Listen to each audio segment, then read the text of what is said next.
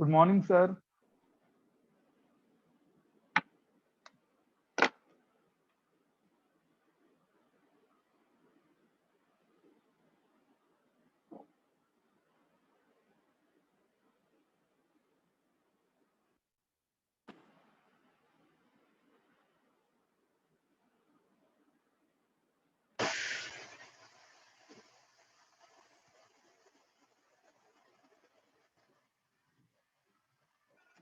सभी को voice clear आ रही है? Yes, sir. आ रही है।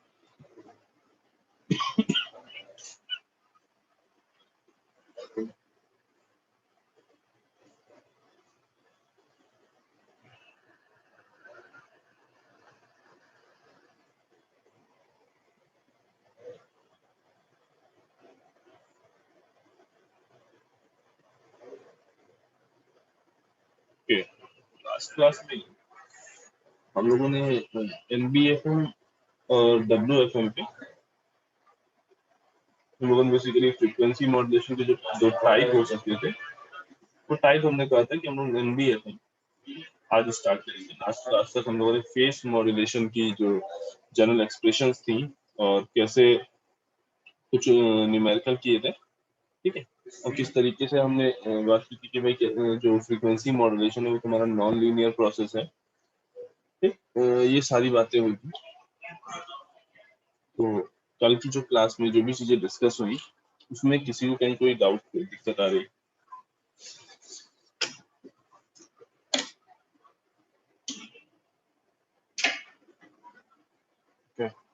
तो आज बेसिकली हम लोग नैरो बैंड फ्रीक्वेंसी मॉड्यूलेशन, ठीक, वो किस तरह से काम करता है, उसकी स्पेक्ट्रम एनालिसिस क्या होती है, जनरल इक्वेशंस क्या होती है, उसमें पावर किस तरह से डिस्ट्रीब्यूट होती है, ये सारी चीजें हम लोग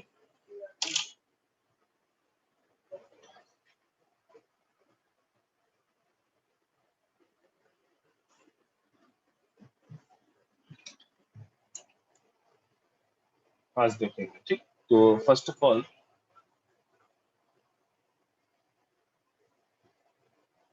हमें ये याद रखना है कि जो नैरो बैंड एफएम और WBFM में जो बेसिक डिफरेंस है वो हमने मॉड्यूलेशन इंडेक्स की वैल्यू के रेफरेंस में किया है ना। मॉड्यूलेशन इंडेक्स अगर ग्रेटर देन 1 है तो वो नैरो बैंड फ्रीक्वेंसी मॉड्यूलेशन है, और अगर ये मॉड्यूलेशन इंडेक्स ग्रेटर देन 1 है तो वहां पे वाइड बैंड फ्रीक्वेंसी मॉड्यूलेशन। ये बात तो हमें समझ में आ गई, लेकिन अगर स्पेक्ट्रम वाइज हम देखें तो नैरो बैंड एफएम और वाइड बैंड एफएम में बेसिक जो डिफरेंस दिखाई देता है वो होता है कि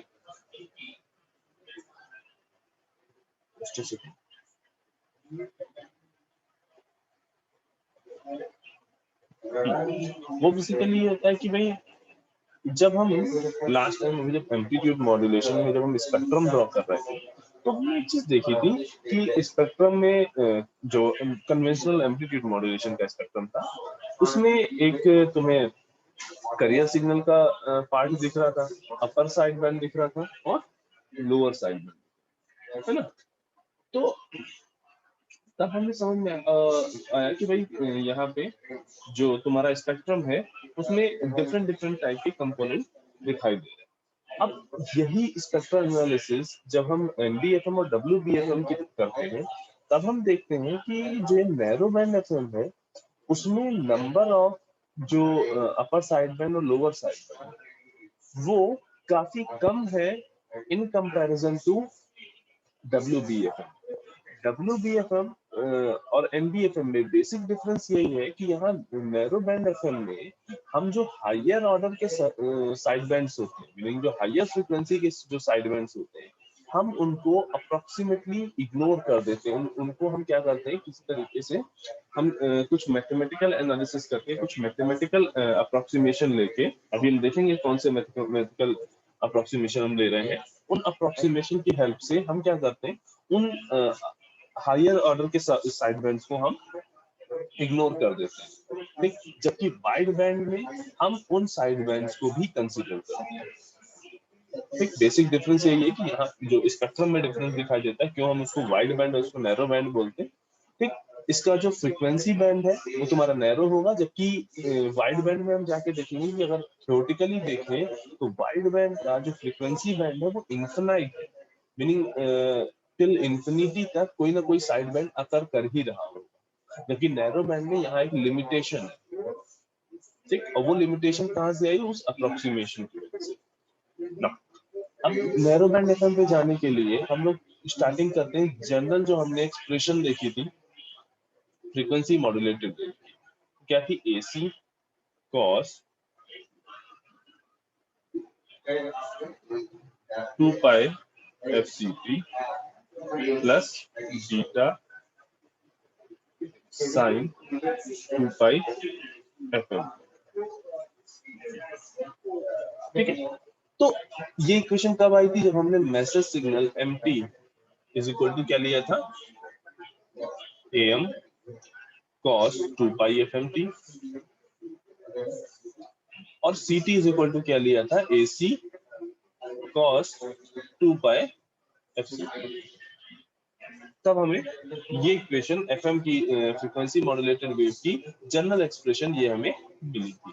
यहाँ पे बीटा क्या है, मॉड्यूलेशन इंडेक्स। और तब हमने कहा था कि भाई ये बीटा की वैल्यू अगर लेस देन 1 है, ठीक, अगर ये बीटा की वैल्यू लेस देन 1 है तो उस केस में यहाँ पे नैरो बैंड एफएम एग्जिस्ट करेगा, ठीक ना। अब हम नैरो बैंड एफएम की जनरल इक्वेशन फाइंड आउट करने के लिए हम क्या कर रहे हैं, यहाँ पे जो cos a प्लस बी का फॉर्म दिया हुआ है उसको हम ओपन कर रहे हैं इस फॉर्मूले से, यानी cos a प्लस बी के फॉर्मूले से, cos a cos b minus sin a sin b, ठीक।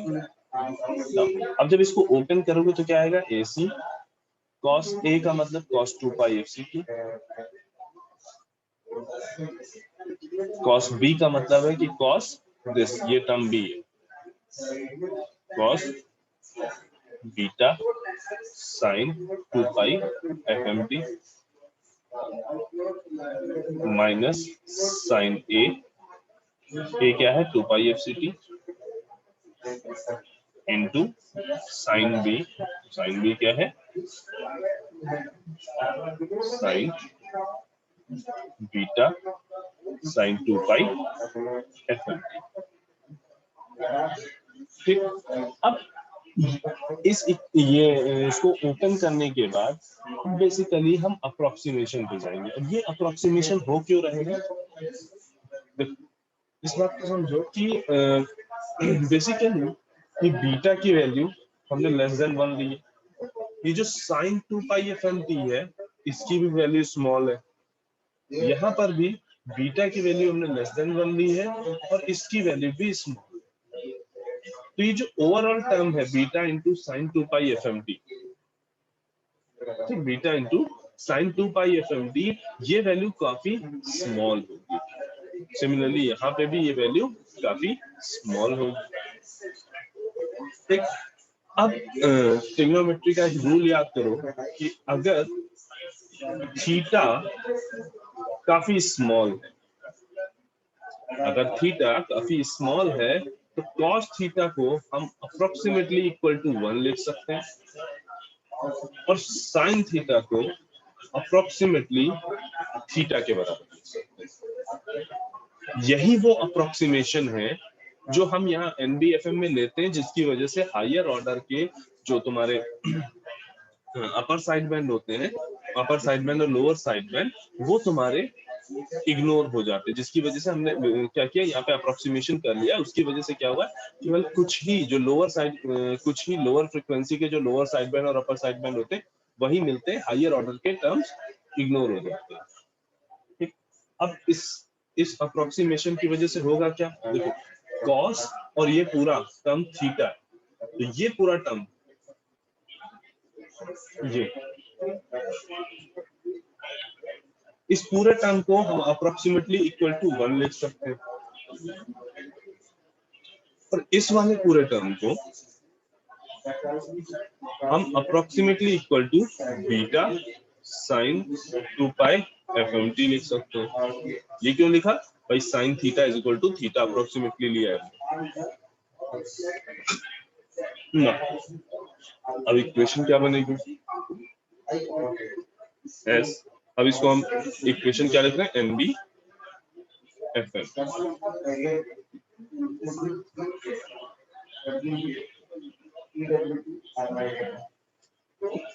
तो अभी इक्वेशन क्या बनी, AC cos 2 पाई FCT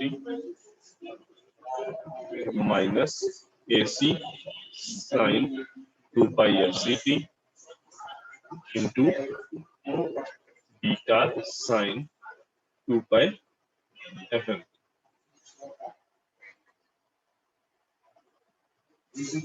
ठीक, sine A into sine B, इसको हम cos के टर्म में लिख सकते हैं, cos A प्लस बी और cos A माइनस बी के टर्म में। ये क्या हो जाएगा, AC cos 2 pi FCT minus बाहर रखा, ठीक, sine A into sine B क्या होगा, cos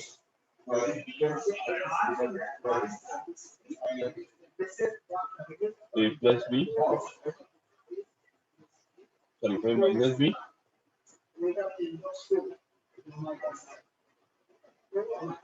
minus cos A plus B.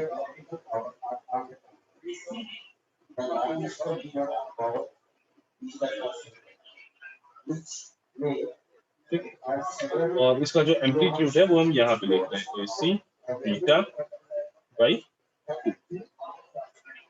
इसका जो एम्पलीट्यूड है वो हम यहाँ पे लिख रहे हैं। अब इस इक्वेशन को अगर हम ओपन करेंगे तो क्या आएगा, AC cos 2 pi FCT minus AC beta by 2 cos 2 pi FC minus FM into T plus AC beta by 2 cos 2 pi FC, ये दोनों जगह हमने माइनस लगा दिया, इसको यहाँ पे प्लस रहेगा, ठीक है, FC प्लस FM। जरा ध्यान से देखो इस इक्वेशन, ये जो इक्वेशन आई है SNBFM की, कुछ जानी पहचानी इक्वेशन लग रही, इससे पहले ऐसी कोई इक्वेशन देखी थी?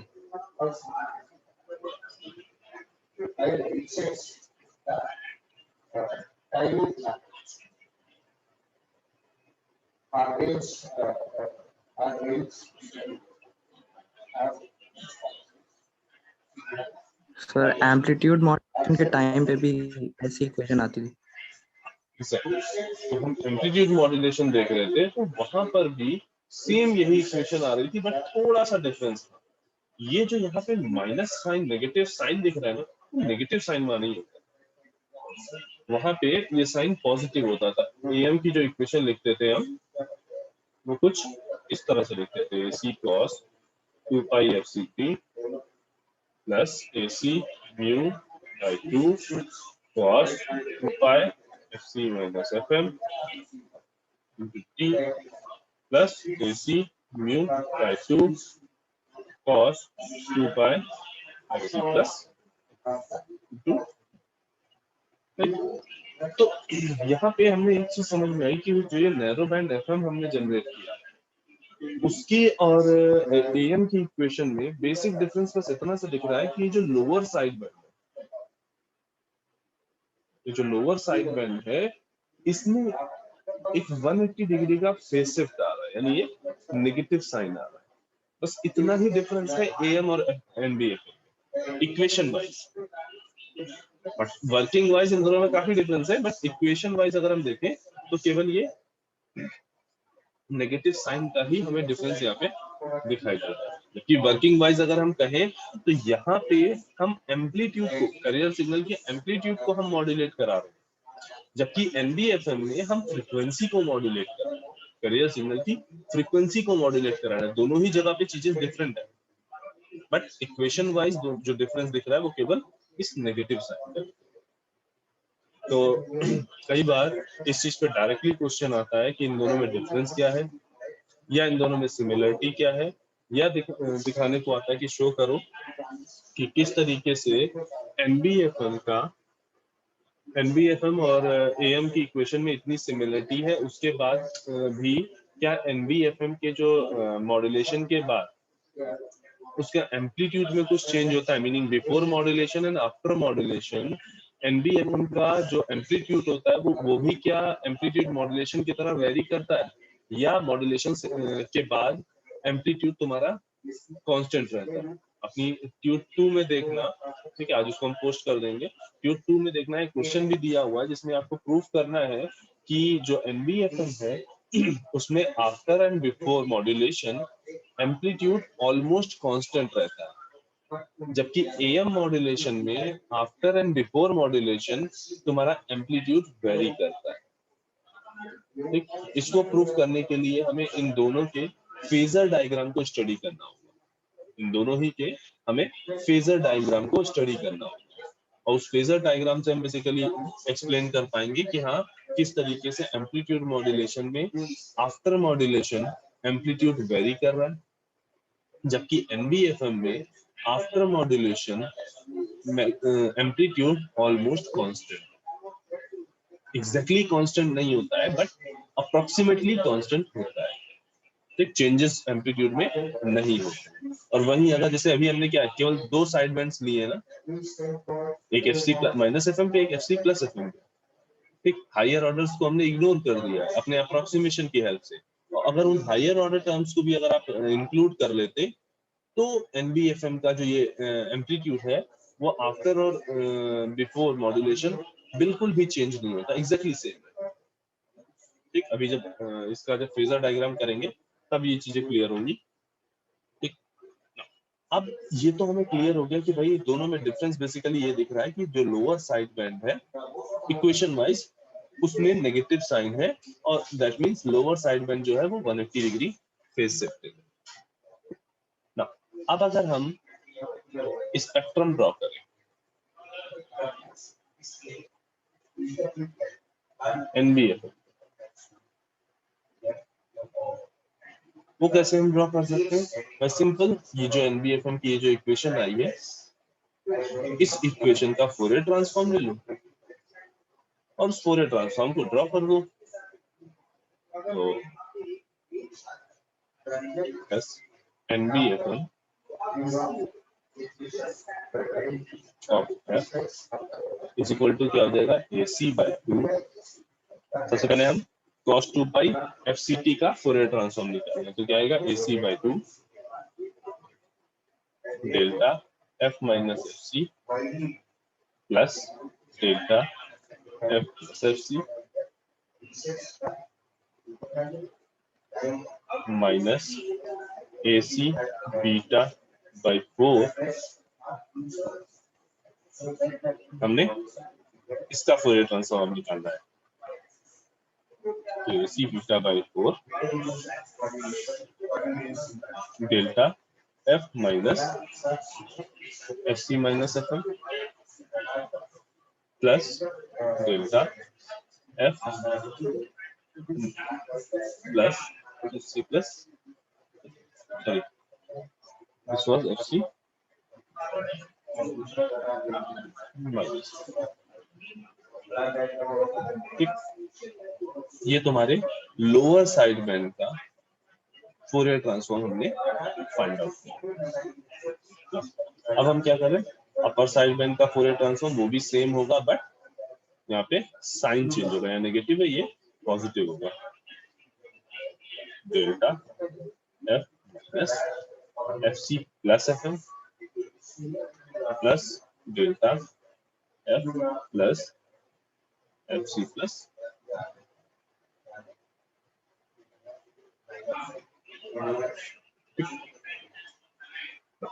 ये अगर हमने फोरियर ट्रांसफॉर्म फाइंड आउट कर लिया तो हम अब इजीली स्पेक्ट्रम ड्रॉ कर सकते हैं। हम ऑलरेडी कई सारे स्पेक्ट्रम ड्रॉ करते हुए आ रहे हैं। ठीक, एक्स एक्सिस हमने बना ली, ये हमारी वाई एक्सिस है, यहाँ पे हम एम्पलीट्यूड शो कर रहे हैं, यहाँ पे हम फ्रीक्वेंसी शो कर रहे हैं। S N B F M of F. ठीक, अब सबसे पहले इसको देखो, तो डेल्टा एफ को हमने एफ सी शिफ्ट किया, दैट मीन्स यहाँ कहीं पे एक इम्पल्स सिग्नल मिलेगा।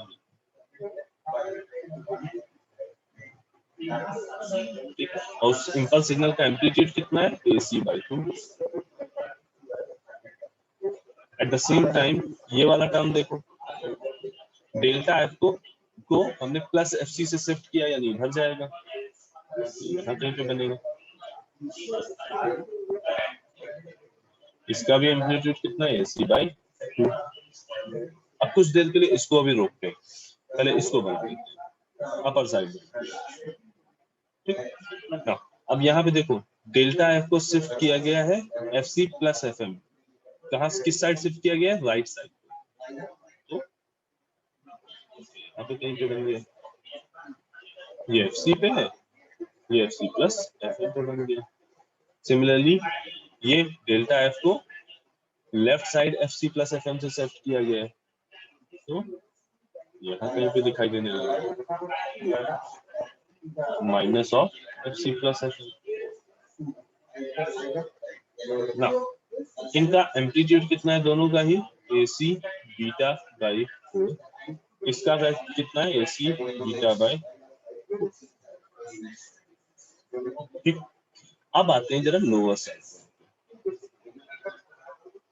लोअर साइड बैंड में ध्यान से देखो, लोअर साइड बैंड में जो इम्पल्स फंक्शन है उसका एम्पलीट्यूड कितना है या उसका एरिया कितना है, minus AC beta by 4। Minus AC beta by 4 है, मतलब नेगेटिव वाई एक्सिस पे बनेगा ना, नीचे की साइड पे। और किस जगह पे बनेगा, FC माइनस FM फ्रीक्वेंसी पे। तो यहाँ कहीं पे FC माइनस FM फ्रीक्वेंसी होगी, और ये ऐसे आने जाएगा माइनस AC बीटा बाई 4। किस फ्रीक्वेंसी पे है, FC माइनस FM। यहाँ पे ये वाला टर्म,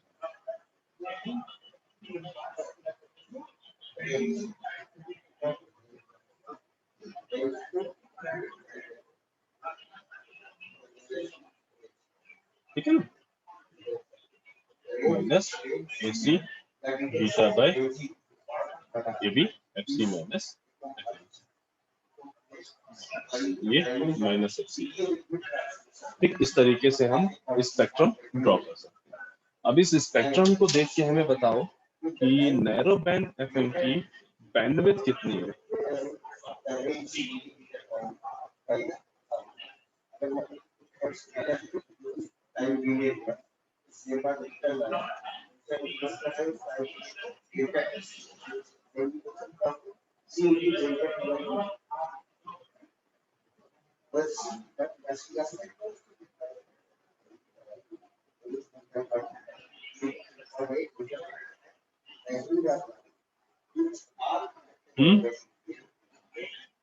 स्पेक्ट्रम देख के हमें ये बताओ एनबीएफएम की बैंडविड्थ कितनी है?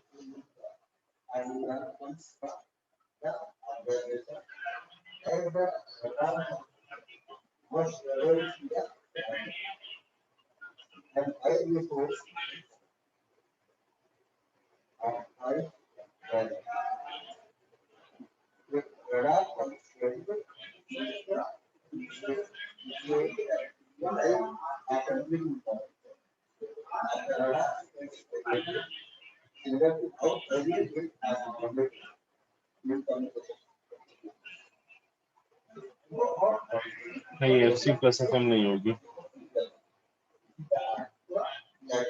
75 प्रतिष्ठा। Yes sir. बैंडविड्थ कितनी होगी बेटा इसकी? सर इसमें लोएस्ट फ्रीक्वेंसी हम लोग एफसी माइनस एफएम लेंगे।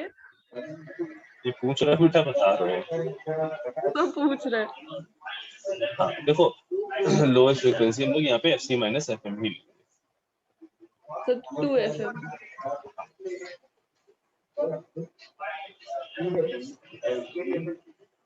हाँ ठीक है। श्रुति बेटा, एम्पलीट्यूड नहीं देखे जाते हैं, ठीक है। स्पेक्ट्रम में हमें क्या देखना होता है, देखो ये है f is equal to 0 point, ये है f is equal to 0 point, ठीक। अब 0 से इधर साइड पे यानी पॉजिटिव साइड पे हम केवल देखेंगे कौन कौन से फ्रीक्वेंसी कंपोनेंट है। तो एक कंपोनेंट ये दिख रहा है जो कि एफसी माइनस एफएम पे है। हमें ये नीचे है, इसका एम्पलीट्यूड नीचे हमसे मतलब नहीं है, हम केवल इतना देखते हैं कि जब बैंडविड्थ फाइंड आउट करते हैं तो हम डिफरेंट फ्रीक्वेंसी कंपोनेंट जो पॉजिटिव फ्रीक्वेंसी में एग्जिस्ट करते हैं हम केवल उनको देखते हैं। ठीक, एफसी माइनस एफएम दिखाई दे रहा है, एक एफसी दिखाई दे रहा है यहाँ पे, एक एफसी प्लस एफएम दिखाई दे रहा है यहाँ पे। ठीक, अब अगर हम हाईएस्ट फ्रीक्वेंसी पूछे तो हाईएस्ट फ्रीक्वेंसी टर्म यहाँ पे ये है, और लोवेस्ट फ्रीक्वेंसी टर्म कौन सा है, तो ये वाला है। ठीक, जो हमारी एफ लोवेस्ट है वो कितनी है, F C minus F M, और एफ हाईएस्ट जो है वो कितनी है, F C plus F M.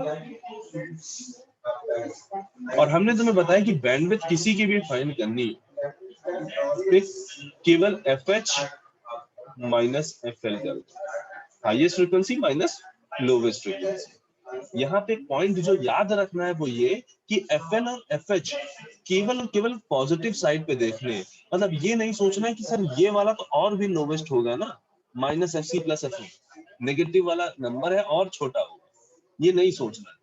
Zero के इस साइड पे यानी जीरो से नेगेटिव साइड पे देखना ही नहीं है फ्रीक्वेंसी। नेगेटिव साइड वाली फ्रीक्वेंसी तुम्हारे लिए जब बैंडविड्थ फाइंड आउट कर रहे हो तो वो तुम्हारे लिए एग्जिस्ट ही नहीं करती, वो है ही नहीं, भूल जाओ इस पूरे पार्ट को, ये पूरा पार्ट है ही नहीं। ठीक, केवल केवल पॉजिटिव साइड वाला पार्ट देखो। और पॉजिटिव पार्ट में भी तुम्हें क्या देखना है, कौन सा कंपोनेंट सबसे हाईएस्ट फ्रीक्वेंसी पे और कौन सा कंपोनेंट सबसे लोवेस्ट फ्रीक्वेंसी। तो बैंडविड्थ यहाँ पे हमें जो दिखाई दे रही है वो कितनी हो जाएगी, this term minus this term, this is 2f।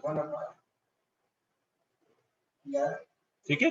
और श्रुति, हम लोग एम्पलीट्यूड पे ध्यान नहीं देते, हम फ्रीक्वेंसी देखते हैं। जब हम बैंडविड्थ निकाल रहे होते हैं तो हम बात फ्रीक्वेंसी की कर रहे होते हैं। ठीक, उसके एम्पलीट्यूड से हमें कोई मतलब नहीं होता है। बैंडविड्थ का मतलब है फ्रीक्वेंसी, ठीक, वो बैंड ऑफ फ्रीक्वेंसी जहां पे सिग्नल एग्जिस्ट कर रहा है। ठीक है ना।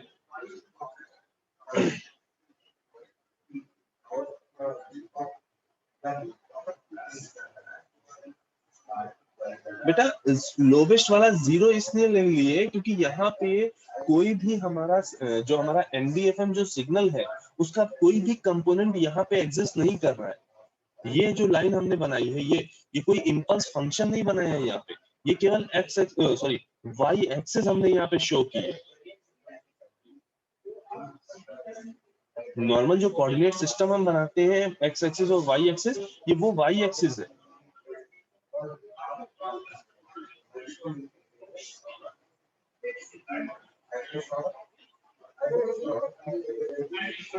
ठीक है ना। अब देखो एक चीज यहाँ पे और समझनी है, एनबीएफएम के केस में हमने तुम्हें बताया कि हमने कुछ हायर ऑर्डर फ्रीक्वेंसी के टर्म्स इग्नोर किए, उनको अप्रोक्सीमेट किया है। हायर ऑर्डर फ्रीक्वेंसी के टर्म्स है मतलब यहाँ पे एग्जिस्ट कर सकते हैं, या यहाँ पे, या यहाँ पे, या यहाँ पे, या यहाँ पे, मीनिंग एफसी प्लस एफएम के आगे कहीं पे यहाँ पे एग्जिस्ट करेंगे। और उन हायर फ्रीक्वेंसीज का जो लोअर साइड बैंड होगा वो यहाँ कहीं पे एग्जिस्ट करेगा। ठीक, जिनको हमने क्या किया है, इग्नोर कर दिया। कैसे? उस अप्रोक्सीमेशन को लेके। ठीक, जो इधर हायर ऑर्डर के टर्म आ सकते थे, जो इधर हायर ऑर्डर के टर्म्स आ सकते थे, उन सबको हमने इग्नोर कर दिया है अप्रोक्सीमेशन लेके, है ना। उसकी वजह से जब हमसे एनबीएफएम की बैंडविड्थ पूछी जाती है तो हम ये नहीं बोलते हैं कि एनबीएफएम की बैंडविड्थ एग्जैक्टली 2FM के बराबर है, नहीं, अप्रोक्सीमेटली, क्योंकि सारा काम यहाँ पे अप्रोक्सीमेशन पे चल रहा है, तो अप्रोक्सीमेटली बैंडविड्थ 2FM के बराबर होगी या उससे ज्यादा होगी। ठीक, अगर हमने ये अप्रोक्सीमेशन, जितना एक्यूरेट अप्रोक्सीमेशन लेंगे उतनी एक्यूरेटली बैंडविड्थ तुम्हारी 2FM के आसपास होगी। ठीक, और इन जनरल अगर कहीं पे कंपैरिजन पूछा जाता है कि भाई एम्पलीट्यूड मॉड्यूलेशन और नैरो बैंड फ्रीक्वेंसी मॉड्यूलेशन में किसकी बैंडविड्थ ज्यादा होती है, तो वहां पे हम ये बताएंगे कि एनबीएफएम जो है उसकी बैंडविड्थ कंपेयर टू एएम ज्यादा होती है। क्लियर? इसमें कहीं कोई डाउट?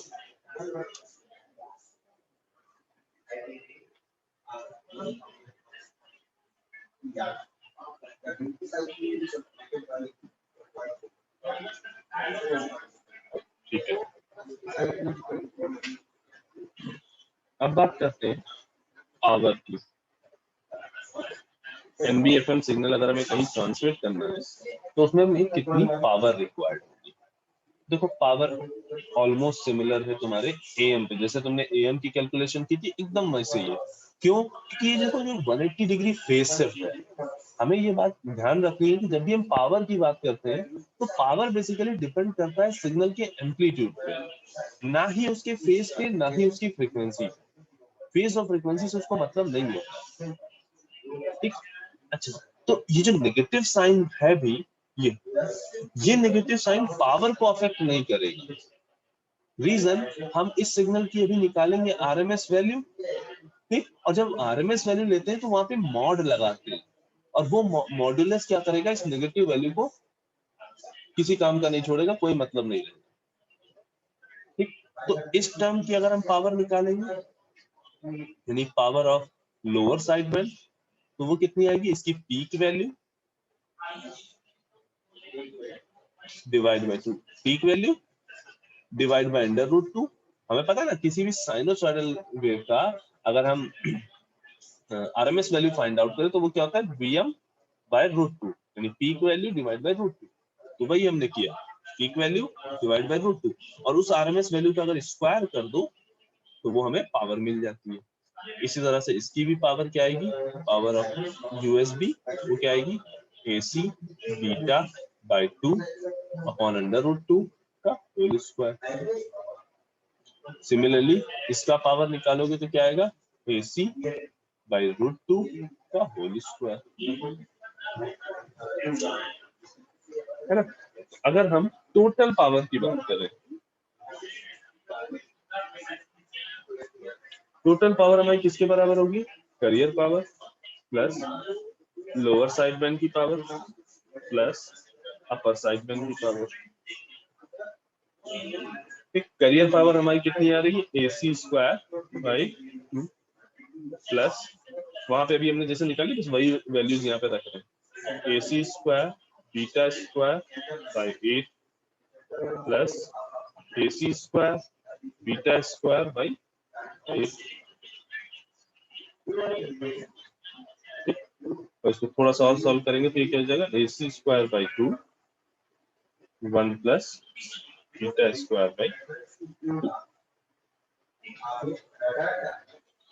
अब ध्यान से देखो तो भाई जो इक्वेशन अभी हम लोगों ने एम्पलीट्यूड मॉड्यूलेशन में फाइंड आउट की थी, वही इक्वेशन यहाँ भी मिल रही है, और ऑलमोस्ट सिमिलर है, बस वहां पे मॉड्यूलेशन इंडेक्स म्यू था, यहाँ मॉड्यूलेशन इंडेक्स बीटा।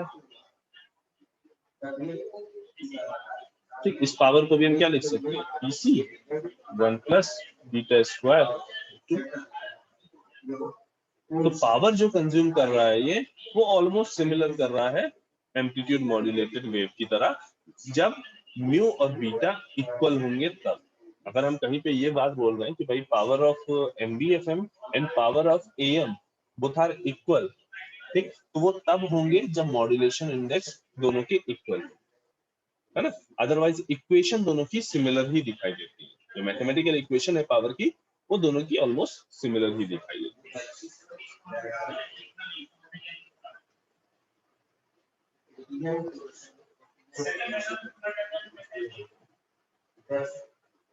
ठीक, अब इसी वजह से, क्योंकि ये NBFM जो हमने जनरेट किया था, ठीक है, जब नैरो बैंड FM बनी, तो क्योंकि इसकी सिमिलरिटी एम्पलीट्यूड मॉड्यूलेशन से बहुत ज्यादा थी, इसी वजह से हम जनरल जब हम फ्रीक्वेंसी मॉड्यूलेशन की बात करते हैं, हम नैरो बैंड FM को यूज नहीं करने की कोशिश करते हैं, या ये कहें कि नैरो बैंड FM को हम यूज ही नहीं करते।